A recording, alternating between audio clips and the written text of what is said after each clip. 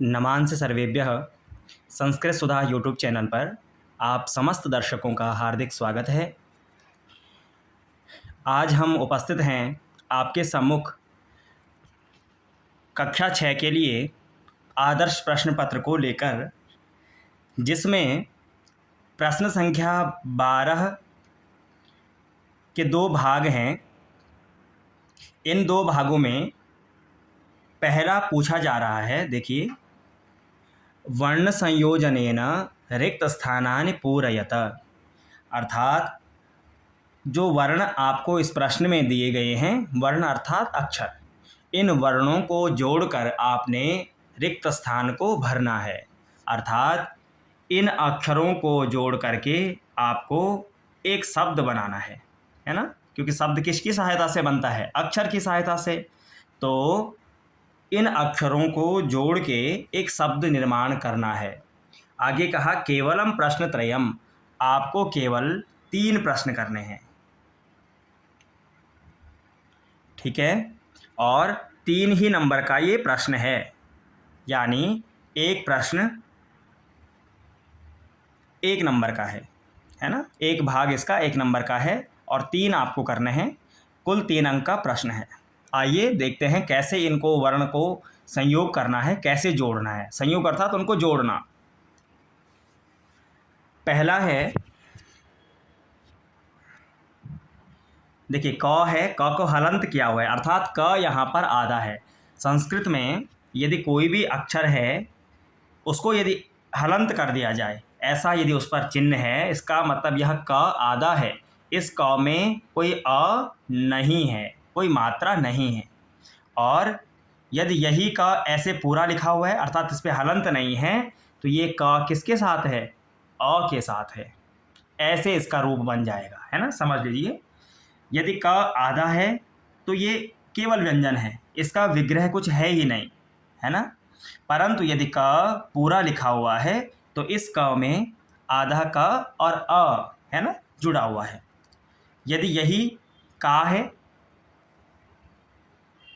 है तो इसका विग्रह क्या होगा? क प्लस आ, ऐसे का बन जाएगा, है ना। ऐसे ही अगर छोटा मुंह है, ऐसे मुंह, तो माँ धन छोटा। इस प्रकार से हमें पहले अक्षरों को समझना होता है और उसके पश्चात उनमें कौन सी मात्रा लगी है यह हमें जानना आवश्यक है। अब हमने देखा कि यहाँ पर क में क के साथ र है, अर्थात क के बाद कोई मात्रा नहीं है, सीधे र है और उसके बाद बड़ी ई है। फिर उसके बाद आधा ड है, फिर अ है, फिर न, आधा न, फिर अ, फिर आधा क, फिर आ, फिर आधा न, फिर ई। अब मिलाएंगे तो देखिए, इसको देखते हैं, इसको देखिए। क आधा क है, क के बाद क्या है? र है, तो क पे हमने र लगा दिया, ऐसे बन गया। उसके बाद बड़ी ई, तो क्री, ठीक है, क्री बन गया। और फिर ड में आ है तो ड में आ जोड़ दिया, फिर नौ में आ जोड़ दिया, नौ पूरा हो गया। फिर क में आ की मात्रा है, फिर न में छोटी ई है, तो ऐसे तो रूप बन जाएगा क्रीडनकानी, है ना। उसमें मात्राएं जोड़ते रहिए अक्षरों में, आपका शब्द आपके सम्मुख बन जाएगा।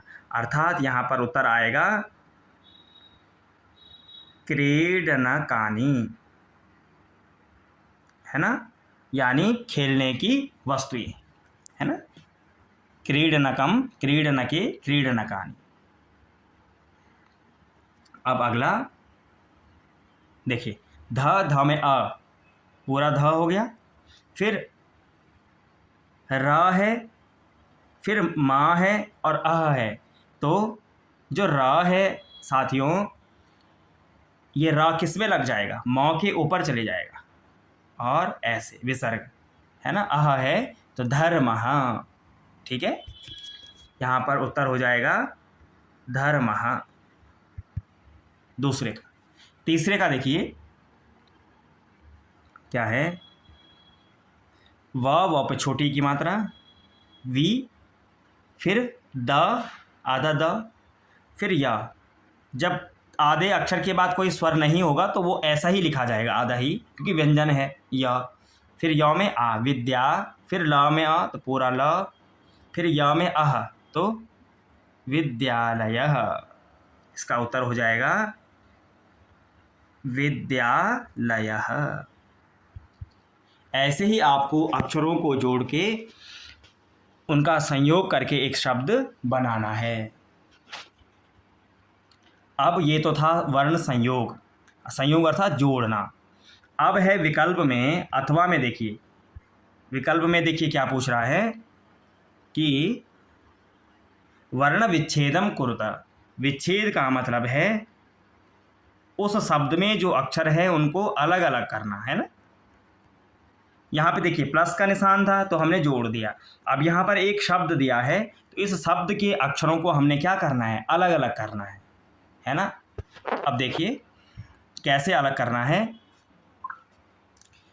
पहला है हमारे पास वचनम, तो वचनम में व में क्या है, अ, फिर च है, च में क्या है, अ की मात्रा है, व च। फिर क्या है, न, नौ में भी क्या है, अ है, और इधर लिख लेते हैं अ है। और फिर क्या है, माँ, माँ पूरा नहीं है, माँ में हलंत है तो ऐसे ही आ जाएगा, उसके बाद कोई स्वर नहीं है। तो क्या आया, व में अ व, च में अ च, न में अ न, और माँ आधा वचनम। तो इस प्रकार से हमने इसका वर्ण विच्छेद किया, पहले का वचनम का। इसी प्रकार से अब दूसरा देखते हैं पुस्तकम। दूसरा है पुस्तकम। तो प में किसकी मात्रा है, ऊ की, पू, आधा स। अब देखिए स के बाद कोई स्वर नहीं है, सीधा ता है, तो सीधे ता को लिख लेते हैं। सौ हमने ऐसे ही हलंत वाला लिख लिया। ता में क्या है, अ है, फिर क में क्या है, अ है, और म में म हलंत है ना, म में कोई स्वर नहीं है। तो ये इसका हमने विच्छेद कर लिया, क्या बन गया, पुस्तकम।